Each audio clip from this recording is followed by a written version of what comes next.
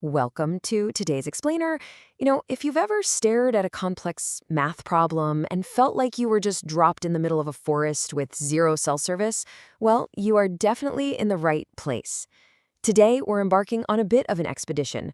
We're going to use math as our map and our compass to track down some of the most crucial landmarks in algebra. We are talking about the quadratic vertex form. You can think of it as the architect's path to absolute precision.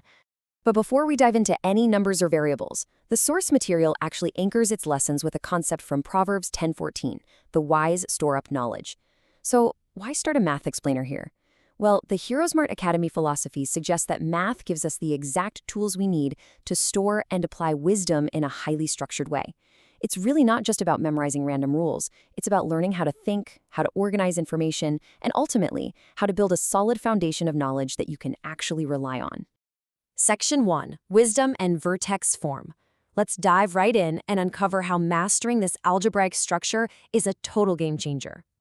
So, what exactly is it? Standard quadratic equations can be a total headache to navigate, right? They kind of hide the most important information from you.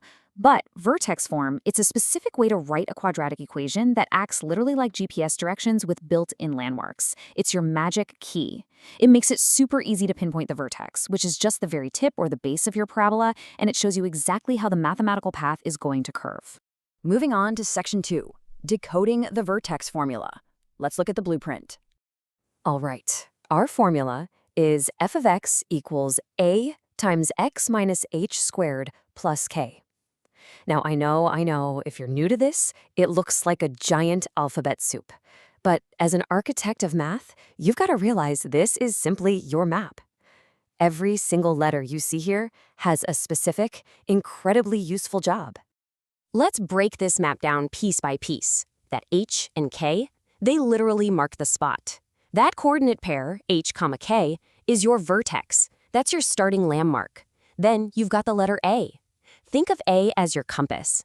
It tells you which way to walk and exactly how wide your path is going to be. If your A is greater than 0, so if it's positive, your parabola opens upward, kind of like a smile. But if A is less than 0, meaning it's negative, the parabola opens downward, like a frown. Section 3, Graphing Up and Down. Now that we've got the theory down, let's actually see this in action. What's super cool here is seeing how we can apply our new compass to two totally different expeditions, right side by side. It's amazing how a tiny tweak in the formula completely transforms the mathematical landscape. Let's check out the landmarks for example 1. The equation is f of x equals x minus 2 squared plus 3. Notice how our a value, that number that sits right in front of the parentheses, is just an invisible positive 1. Because of that, our path curves upward. It's perfectly symmetrical right around the imaginary vertical line where x equals 2. And our starting landmark, the vertex, is sitting right at the coordinate point 2, 3.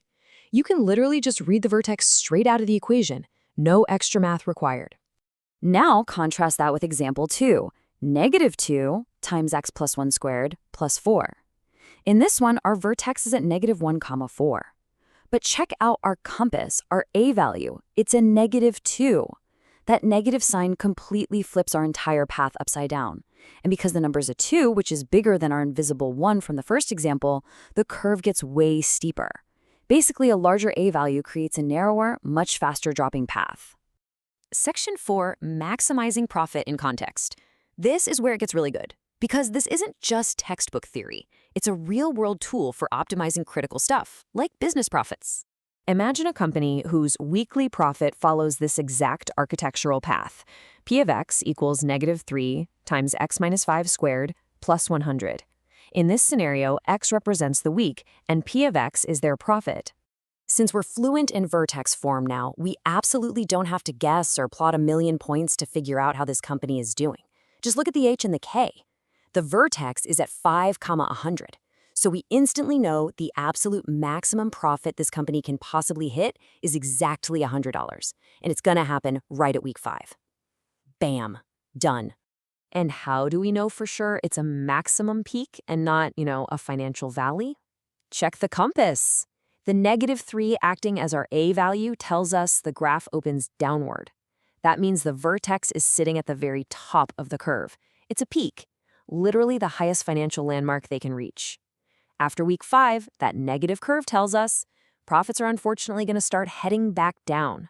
Section 5, your turn to practice. Now that you've got the map and the compass, it's time to chart your own course. Here is your architect's assignment. Complete these 5 quick steps to prove to yourself that you can confidently find these landmarks and graph these paths solo. Find the vertex and direction for the first one. Try rewriting the second one. Remind yourself what A actually does. Sketch out a quick graph for number 4. And for number 5, reverse engineer the whole thing. Build your own equation from just a single landmark.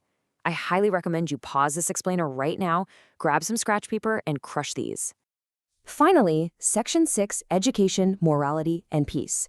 As we wrap this up, we need to zoom out a bit to look at the source material's ultimate purpose here. The curriculum we're looking at opens with Proverbs and actually closes with Romans 8:6-7, noting that the mind governed by the Spirit is life and peace. So for the creators of this content, the end goal isn't just about getting an A on a math test. They frame it as promising true peace of mind to everyone who keeps their focus spiritual. The source material raises a really fascinating point. What is the use of being highly educated if someone just continues making destructive choices?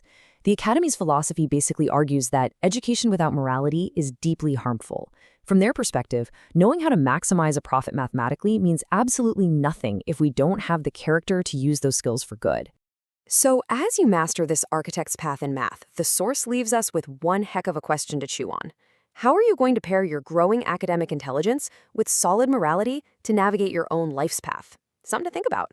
Thank you so much for exploring with me today, and I'll catch you on the next explainer.